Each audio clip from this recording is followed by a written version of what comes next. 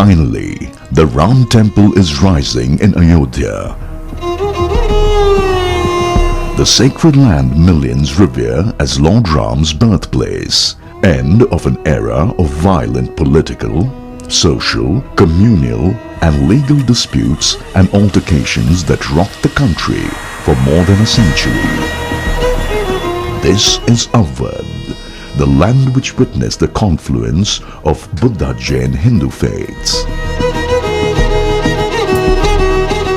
The land that had begun to lose its glory as a political center with the shifting of capital from Faizabad to Lucknow by Asaf ud-Daula, Avadh's fourth Nawab.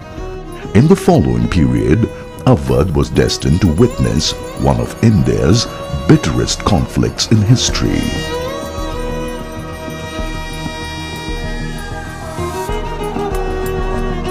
The Supreme Court verdict of 2019 that permitted the construction of the Ram Temple is the latest turning point in the turbulent history. The Apex Court also granted land outside the disputed territory to build a new mosque. The landmark judgment led the Mandir Masjid dispute to give way to the temple construction.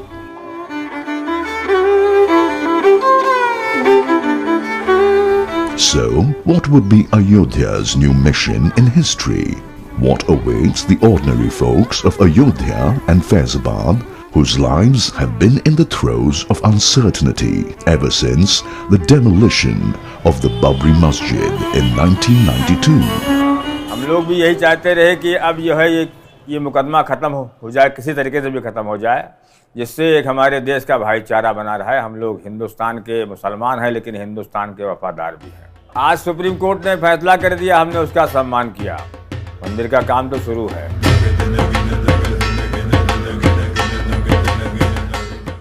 Even as the question remains of whether the Supreme Court verdict would resolve the conflict that deeply embarrassed secular India, Ayodhya is entering its new tryst with destiny.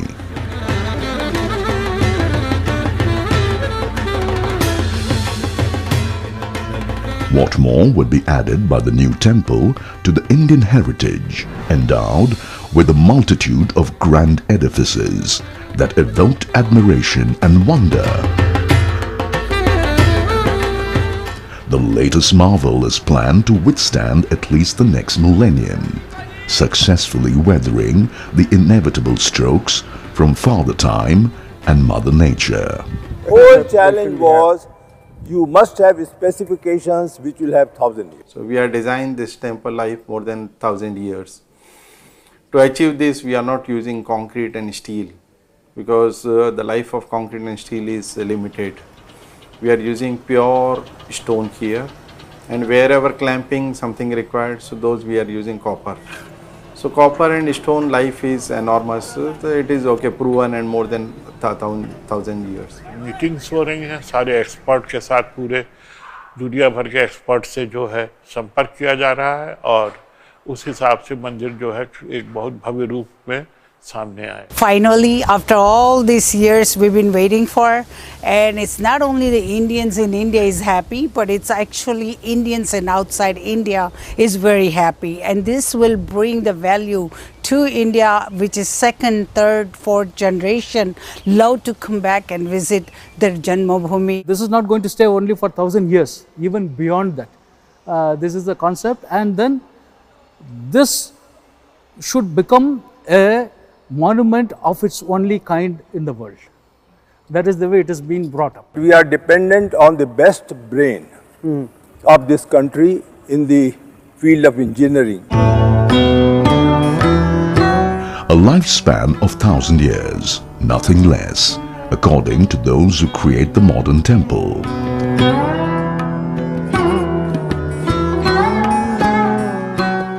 A tower of faith on the confluence of multiple religions for the Hindu flag to be hoisted again.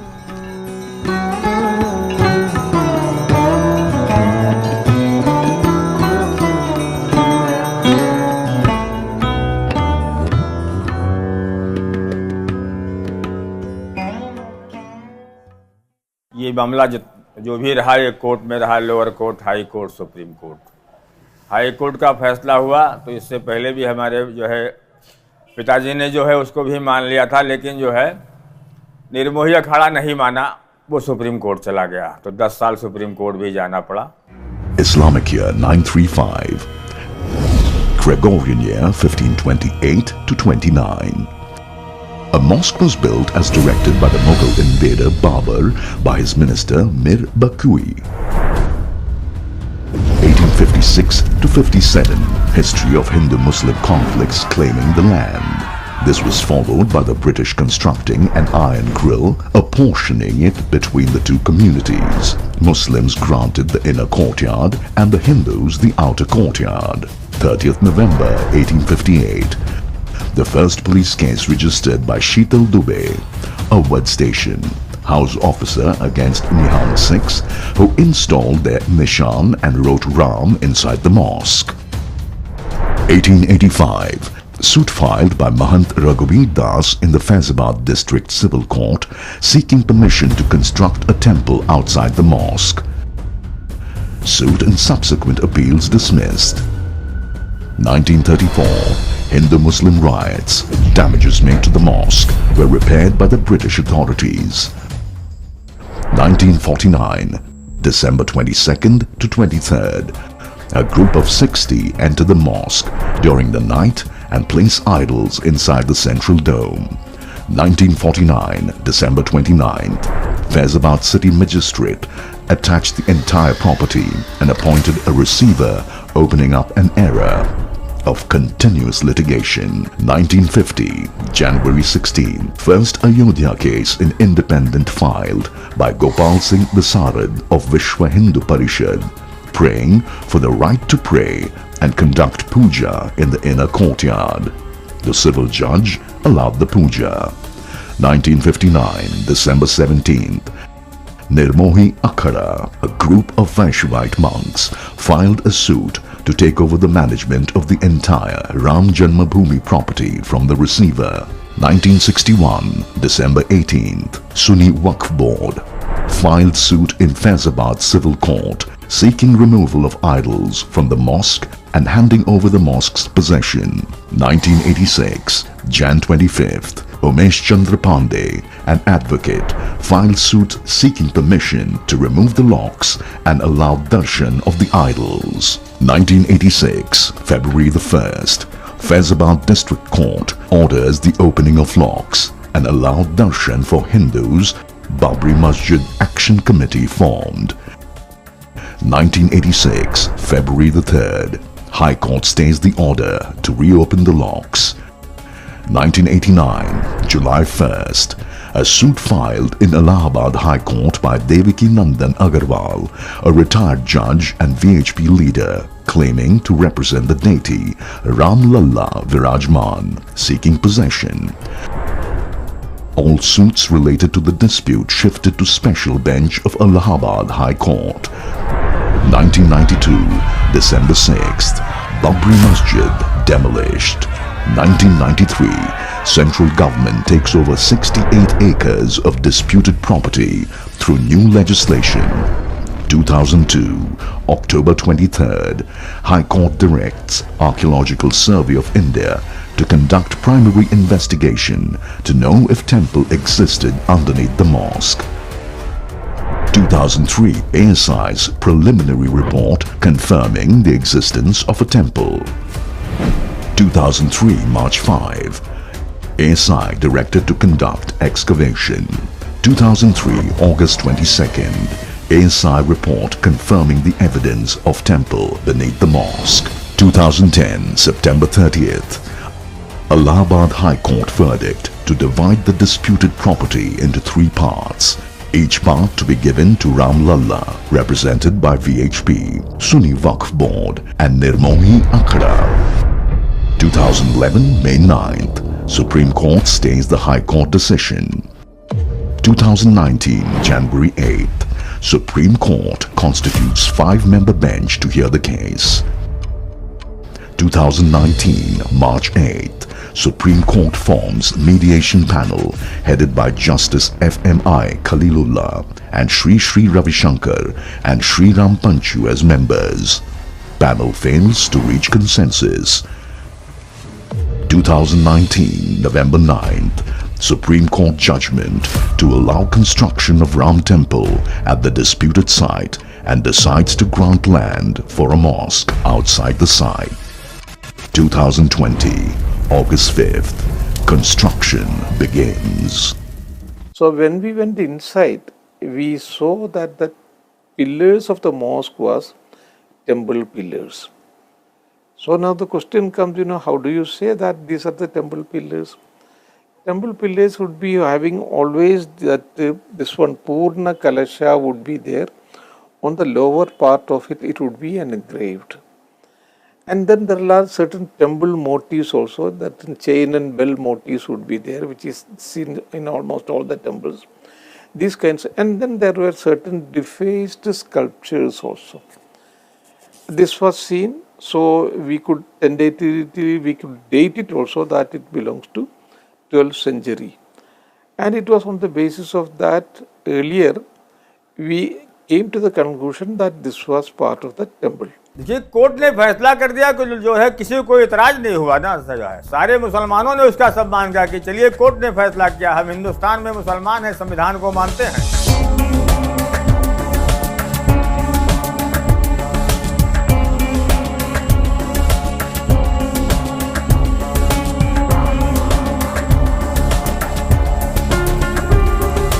आज तक जो है हमारे जो है जितने हमने होश संभाला है, कभी हिंदू मुसलमानों का एक मुकदमा जो है मारपीट का किसी थाने में नहीं है।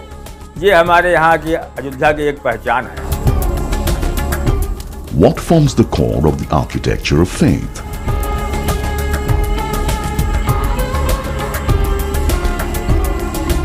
It is the spiritual tower created by human skill that transports the devotee standing humble and helpless before a divine presence. That is intangible yet experiential to the rarefied realms of devotion. It is a performance manual that humbles humans naturally. How does the surreal architecture become humanly possible is its mystery and suspense. The modern Ram Shrine is being built not by those blessed sculptors of yore buried anonymously in history, who could feel the heart of stone with their hands, touched by gods. Today professionals from the Larsen and Toubro, Tata Consultancy Services and the Indian Institutes of Technology work together to create this contemporary temple. L&T has already left its mark on the various structures at the hallowed Venkateshwara temple of Tirupati and also the Lotus temple a quarter century ago. Here we are using all possible technologies. Design wise also we are using all facilities available in the India, best facilities. Okay, like this entire design is being done by L&T design team. It is being checked by Tata. TC is involved in the project, and apart from that, this we are getting help from IIT professors and NIT professors. This country never had a scarcity of great structures that have defied time and turbulence. So, what should a new structure that hopes to join that Super League be built with? Stone, wood, or metal?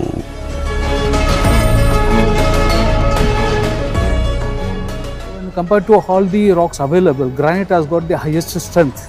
That is one thing. Second thing is, it has got a very low water absorption character. So then it has got a very good PV velocity, so something around 4,500 to 6,000 meters per second, indicating a very strong rock. So the compressive strength values are something more than the 150 MPa to 250 MPa. So normally we follow certain standards, the Indian standards as well as the the ASTM standards to qualify the stones. The new Ram temple is not being built at a time when natural resources are abundantly available like in the past. So how would the resources be organized for a new structure when stone and wood are so scarce and enormously expensive? You can say big volumes are there. We have done 2 lakh cubic meter of excavation we have done, and entire thing we have filled with RCC, roller compacted concrete. We source more than 10,000 truckload of aggregates here. We are using 17,000 big blocks, granite blocks, which is coming from Bangalore. There again investment. Then superstructure, if you will see this temple, so there 4.5 lakh CFT of Bansi Parpur stone we are going to use. So this entire thing, then Percotta will come.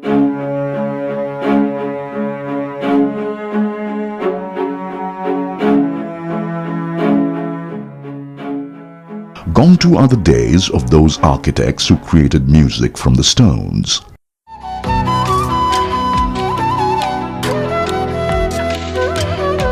Nevertheless, we have been fortunate to be blessed with those great lessons of art they preached and practiced.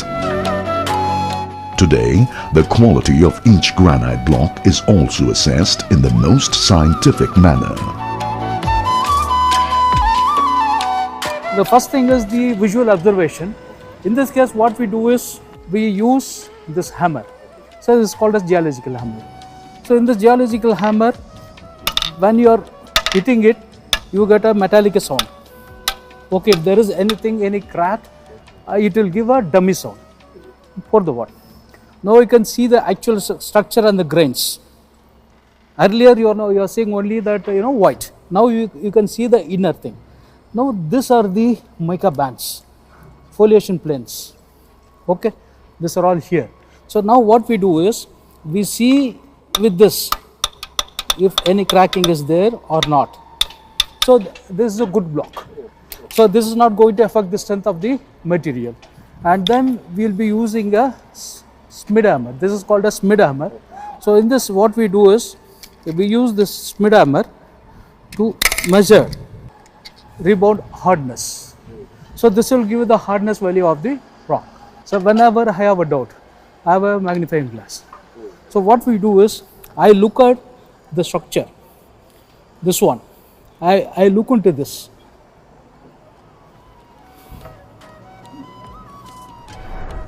So this is okay.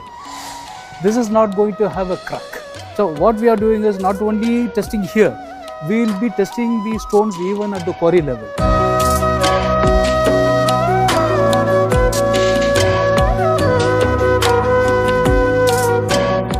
Streets of Ayodhya and upward still bear the remnants of a golden age of architecture.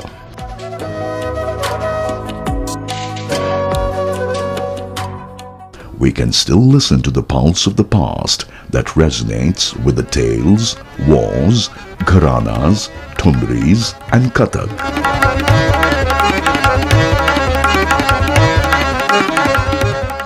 The Orient has a glorious architectural legacy. Talents who knew the heart of architecture were never scarce in Indian soil. The marvelous Nagara sculptures of Khajuraho.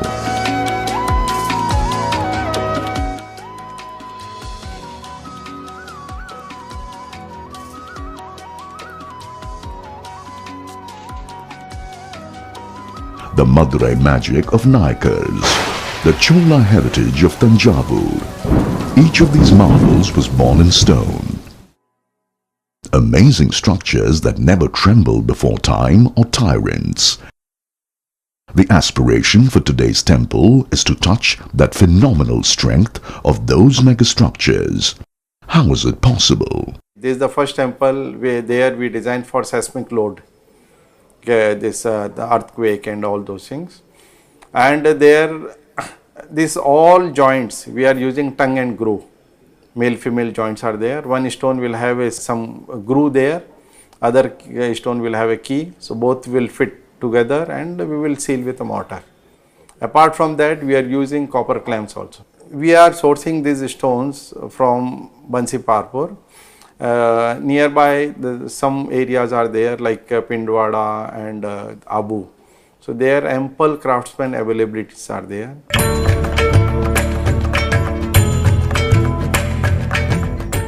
The imposing Kalinga spires of Bhubaneswar, the Badami Chalukya tradition of Middle Ages, the Hoysala architecture of Deccan, the Dravidian brilliance of Hampi,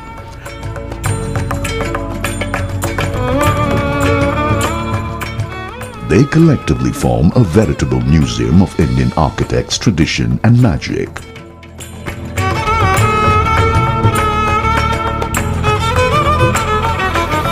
Newer generations have scaled newer heights of invention with the passage of time, yet they have kept losing out to their predecessors in the field of architecture. Each of these marvels was born in stone. Stones are of different casts: granite, sandstone, limestone, and so on. What is the mission of each of them? Granite we are using for build up of a plinth. The entire temple load is coming on top of this thing. But when we will use this temple stones, so there it should be give a more aesthetic. Carving should be very fine in this one. So that is why we selected sandstone with a very fine grains. If you look at the Indian history, almost every sacred place is made carved out of stones only. So stones is a natural material, and then this material has got a durability first of all, and then it can amend itself for any type of carving. If you look at almost about 150 varieties of granites available in the country.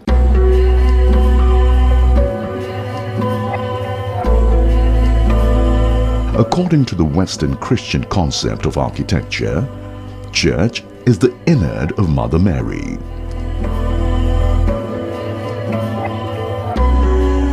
Large spaces where big congregations assemble. Not so with Hindu shrines. They are intense spaces that lead each devotee on a solitary journey to the sanctum sanctorum of the deity.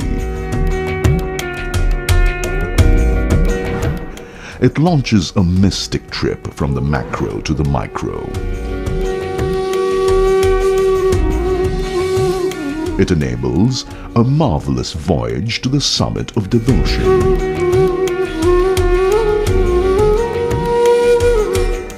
The new Ram Temple intends to touch, with the help of technology, this height of architecture that humanity could master with talent and perseverance. Here we are sure of everything. Those days it was only by assumption that we have done it, that it will be fine. But today it is not so. So we are applying the factor of safety, and we are seeing that every input is there, and this is being modeled, and then we are beyond doubt that whatever we are doing is, doubtful. No doubt exists in this.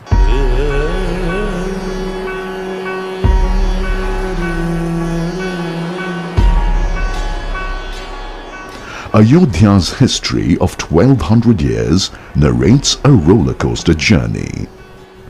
From a lonely village on the banks of Sarayu to a theatre of wars, compromises, and culture sought out by kings, hermits, reformers, and ascetics.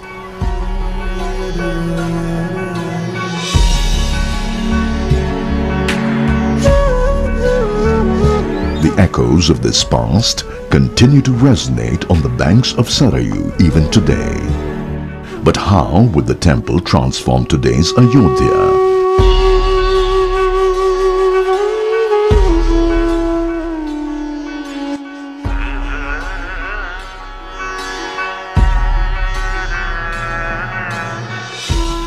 The city was last reconstructed by Shuja-ud-Dawla, the Nawab of Awadh, from 1754 to 1775.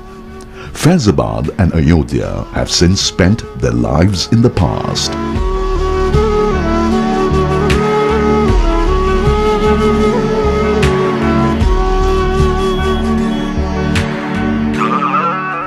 How could the new Ram temple contribute to the lives of people in Ayodhya?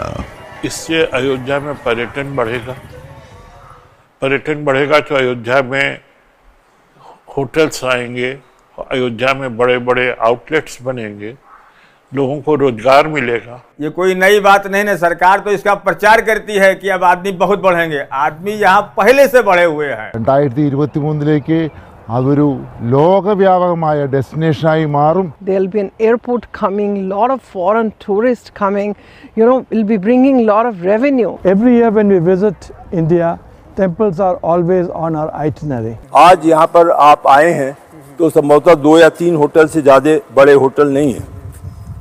आपको भी हो सकता है कठिनाई हुई हो, taxi की सुविधा कम है। यह सब आने वाले 2 वर्ष में हमको डेवलप अवश्य करना। A land which stood frozen in time for long is waiting in the wings to be a smart city. Urban development and betterment of the lives of people are being eagerly awaited.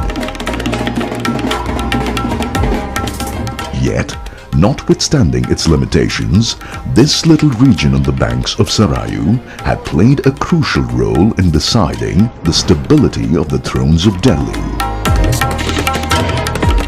A thunder in Ayodhya used to shake the peacock throne of the Mughals until the Persian invader Nadir Shah seized and smuggled it out of the country. Ayodhya has lived to tell the tales of power struggles for centuries more, and quietly flows the Sarayu, the witness to eternal cycles of life and death, rise and fall, of ordinary mortals, celebrated kings and gods too.